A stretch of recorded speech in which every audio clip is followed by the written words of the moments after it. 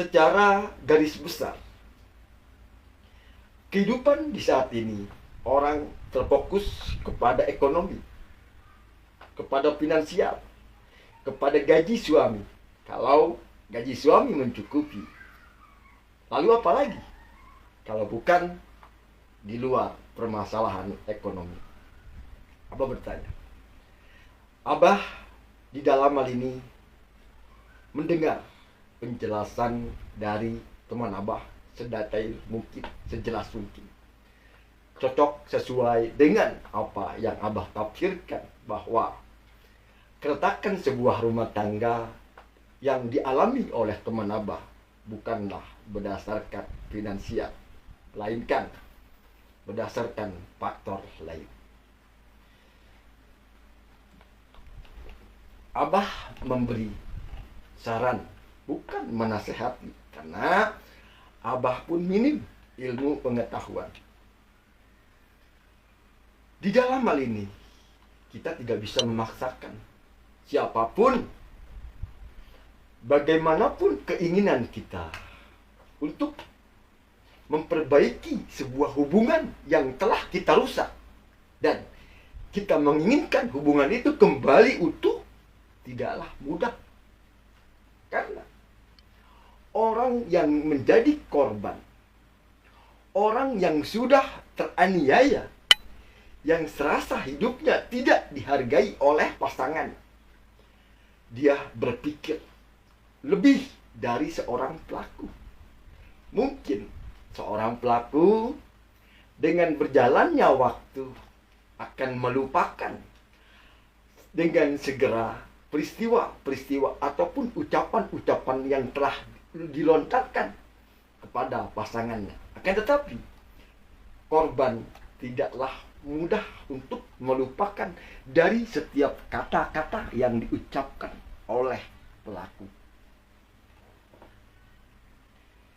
Abah menyarankan, healing dulu diri kita, sembuhkan dulu diri kita, introspeksi dulu ke diri kita, muhasabah dulu diri kita, sembuhkan dulu luka hati kita. Dengan apa? Dengan muhasabah, dengan berbenah diri.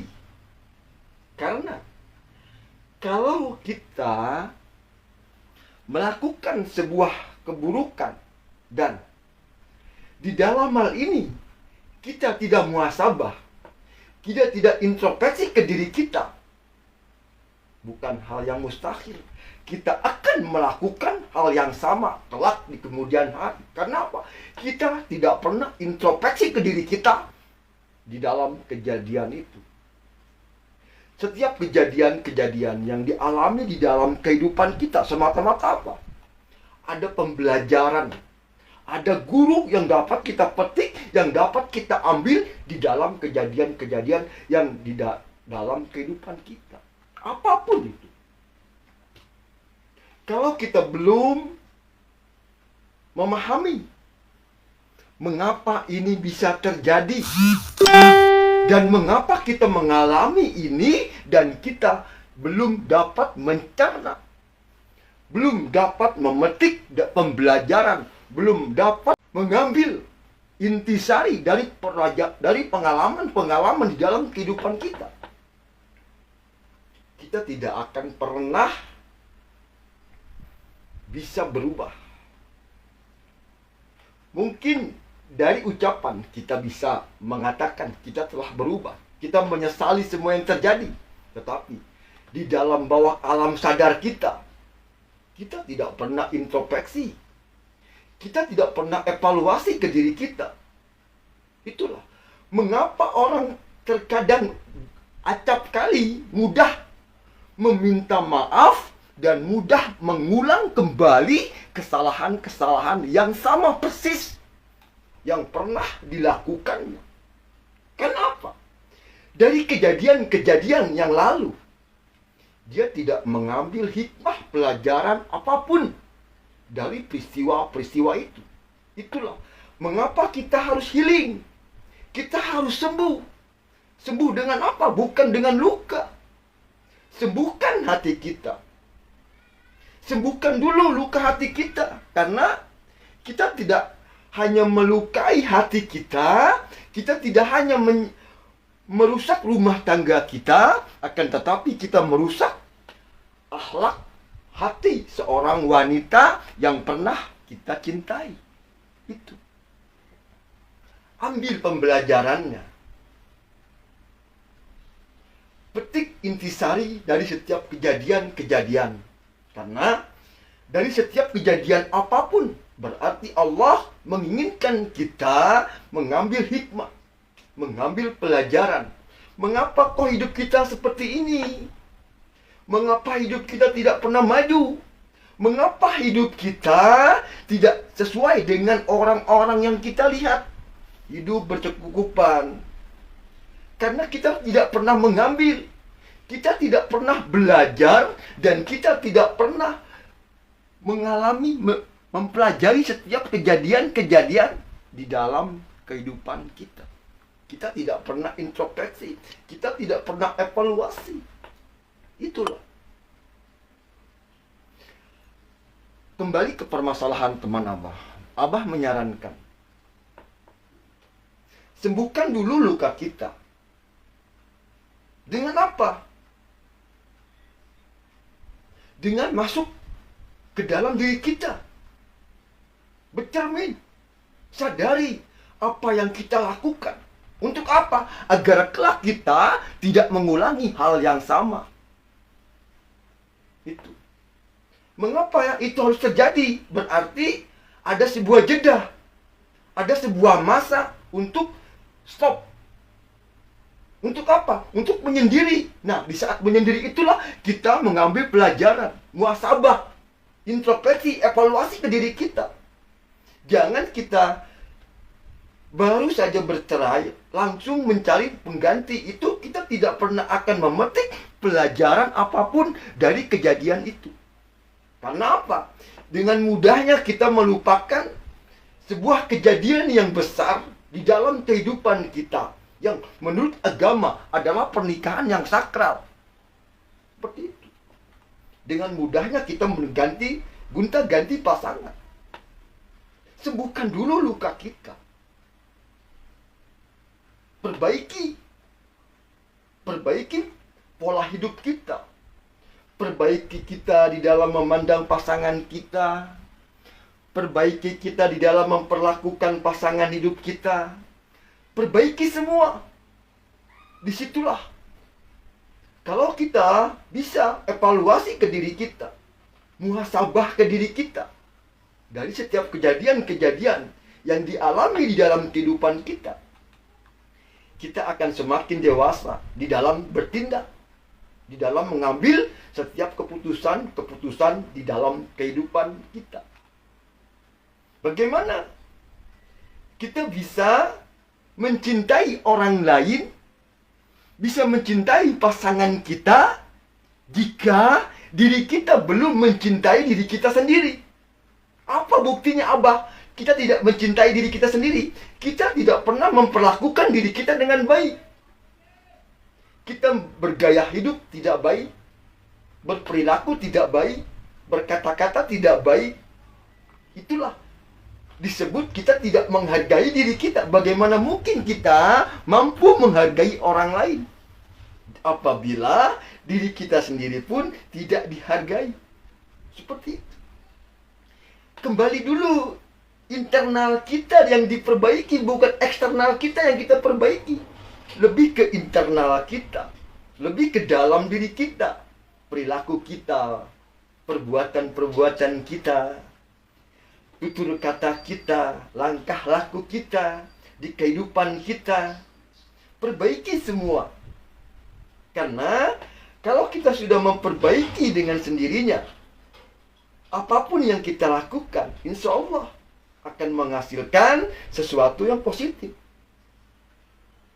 Jadi, sembuhkan dulu luka kita.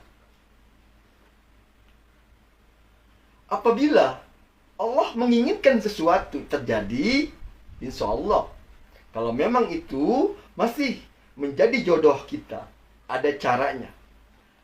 Ada sebab musababnya, Allah akan mempertemukan kita kembali di dalam sebuah pertemuan. Itu adalah hikmah. Ilmu yakin. Karena segala sesuatu yang terjadi di alam dunia ini tanpa ada kehendak Allah tidaklah akan mungkin terjadi. Jadi itu, apapun segala sesuatunya wajib dan harus kita kembalikan kepada Allah Subhanahu wa ta'ala. Jangan memaksakan suatu hubungan untuk diperbaiki. Karena kalau kita memaksakan apapun yang kita paksakan, ya, apapun suatu hubungan, apapun, baik itu hubungan, baik itu keinginan, apapun yang kita paksakan, berarti Allah belum meridhoi. Karena tanpa kita paksakan, ya, tanpa kita ada keinginan yang besar, apabila Allah menginginkan dan meridhoi hal itu terjadi di dalam kehidupan kita, insya Allah apapun itu akan terjadi di dalam kehidupan kita. Seperti itu. Jadi jangan paksakan di luar batas kemampuan kita. Karena setiap manusia memiliki batas dan kemampuan yang berbeda-beda. Sekalipun memiliki otot yang besar, memiliki badan yang kekar, belum tentu mampu mengendalikan nasib hidupnya sendiri. Seperti itu. Jadi jangan memaksakan keinginan kita. Apalagi kita mengedepankan keinginan kita kepada orang lain. Harus sesuai dengan keinginan kita. Dan kita menyetir, kita mengendalikan hidup orang lain agar sesuai dengan keinginan kita. Jangan. Jangan. Berikan kebebasan pada pasangan kita. Berikan kebebasan pada anak-anak kita. Biarkan dia memilih jalannya sendiri. Karena apabila kita mengekang, kita memegang kendali di sebuah hubungan, dan pasangan kita merasa dikendalikan di dalam hubungan itu, tidak akan ada kenyamanan yang dirasakan di dalam sebuah hubungan. Berikan kebebasan selagi hal-hal yang positif. Terkecuali pasangan atau anak-anak kita, orang-orang terdekat kita melakukan sesuatu hal yang tidak baik, baru kita beri masukan, kita beri pengarahan, kita beri edukasi, kita beri pemahaman bagaimana menjadi manusia yang baik, bagaimana berperilaku seorang muslim. Hidup kita harus berdasarkan agama kita. Kita memiliki dasar, kita memiliki agama. Jadikan sebuah patokan di dalam kehidupan kita. Kalau kita di dalam hidup ini tidak memiliki patokan, ya, tidak memiliki dasar, kita akan hidup semau kita. Karena apa? Kita tidak memiliki dasar. Kita tidak memiliki background apapun. Jadi kita terlepas seperti layang-layang. Kita hidup seperti layang-layang putus, terombang-ambing, seperti gabus di tengah lautan tanpa memiliki arah tujuan hidup. Kita harus memiliki arah, harus memiliki tujuan hidup. Tujuan hidup kita ini apa? Itu. Hidup tanpa berpedoman agama, kita seperti orang yang tidak memiliki tujuan hidup. Karena kita tidak tahu tujuan hidup kita ini untuk apa. Kita diciptakan untuk apa? Bagaimana hidup kita? Seperti itu.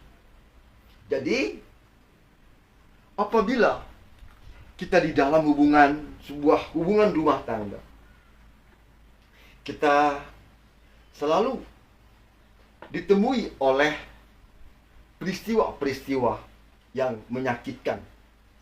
Baik kita sulit melupakan suatu hubungan yang terkadang membuat kita tidak nyenyak tidur, tidak enak melakukan aktivitas apapun. Berarti hubungan yang kita alami belumlah selesai. Mungkin secara tertulis sudah selesai di meja sidang. Akan tetapi di bawah alam sadar kita, hubungan itu masih berlanjut. Kenapa? Belum ada penyelesaian. Bagaimana kita harus menyelesaikan hubungan itu? Ada silaturahmi, ada ucapan, ada lafaz memohon maaf pada yang pernah kita jolimi. Seperti itu. Agar apa? Agar ada kelegaan di dalam hati kita. Karena kalau kita belum memohon maaf, kita sudah meminta ampun kepada Allah, akan tetapi kita belum meminta maaf kepada orang yang kita jolimi, di bawah alam sadar kita akan selalu terhubung. Dan kita akan selalu merasa bersalah. Dan dari situlah kita akan sulit melupakan hal-hal itu, kejadian-kejadian itu. Terus meracuni di dalam kehidupan kita. Kenapa? Kita di bawah alam sadar ini belum sembuh. Belum menyembuhkan luka kita. Belum kita sudahi. Belum kita kubur kenangan itu. Bertemu, memohon maaf, terima konsekuensi apapun yang bakal kita alami. Karena setiap perbuatan, ya, setiap tindakan apapun akan ada konsekuensi yang akan bakal kita terima, apapun itu. Baik perbuatan yang baik akan kita terima konsekuensinya yang baik. Dan apabila perbuatan kita buruk, akan kita terima konsekuensi yang buruk pula. Setiap perbuatan, baik ucapan ataupun tingkah laku, akan ada konsekuensinya. Kita harus siap. Di setiap kita berani melakukan tindakan apapun, kita harus siap menerima risiko apapun. Jangan berani berbuat, tidak berani bertanggung jawab. Apapun yang kita ucapkan, berani kita mempertanggungjawabkan di hadapan Tuhan dan di hadapan manusia. Itu. Dengan ucapan kita, dengan lidah kita, kita berani mempertanggungjawabkan. Itu. Jadi, diri kita dulu yang kita sembuhkan. Bukan orang lain. Bukan kita perbaiki hubungan itu, bukan. Perbaiki dulu diri kita. Healing dulu kitanya. Sembuhkan dulu luka kita. Baru kita kalau ingin kita merajuk, merajuk. Katakan tetapi kalau menurut hemat Abah, sesuai dengan apa yang Abah alami, healing dulu diri kita. Sembuhkan dulu luka kita. Biarkan luka itu mengering. Biarkan. Jangan luka itu belum mengering, sudah kita hadirkan orang baru di dalam kehidupan kita. Itu tidak akan menyembuhkan luka kita yang belum mengering. Karena di setiap perpisahan, ya, apapun, baik hubungan berpacaran, ya, baik hubungan berumah tangga, baik hubungan pertemanan, pekerjaan, apapun di sosial kehidupan kita pun baik, apapun itu. Kalau kita belum menyembuhkan luka itu, dan kita sudah memasuki baik circle baru, pertemanan baru, hubungan baru, kita tidak akan pernah memahami dari setiap kejadian-kejadian di dalam kehidupan kita. Sembuhkan dulu. Sembuhkan dulu hati kita. Pahami dulu diri kita. Siapa diri kita? Apakah kita sewaktu menjadi suami memperlakukan istri kita dengan baik? Apakah kita sebagai seorang ayah memberikan contoh yang baik kepada anak dan istri kita? Pertanyakan dulu ke diri kita. Apa kita pantas disebut seorang ayah? Apa kita pantas disebut seorang suami? Pertanyakan dulu ke diri kita. Karena seorang suami belum pantas menjadi ayah apabila belum dapat memberikan contoh yang baik kepada anak istrinya. Belum dapat membimbing anak istrinya ke jalan Allah. Berarti dia sebagai suami hanya mampu menjadi suami di dunia. Tidak menjadi ayah, seorang ayah kelak nanti di akhirat. Kita ini akan dipertanyakan. Kita sebagai ayah akan dipertanyakan. Kita sebagai suami akan dipertanyakan oleh Allah. Bagaimana kita mempertanggungjawabkan. Bagaimana kita membimbing anak istri kita.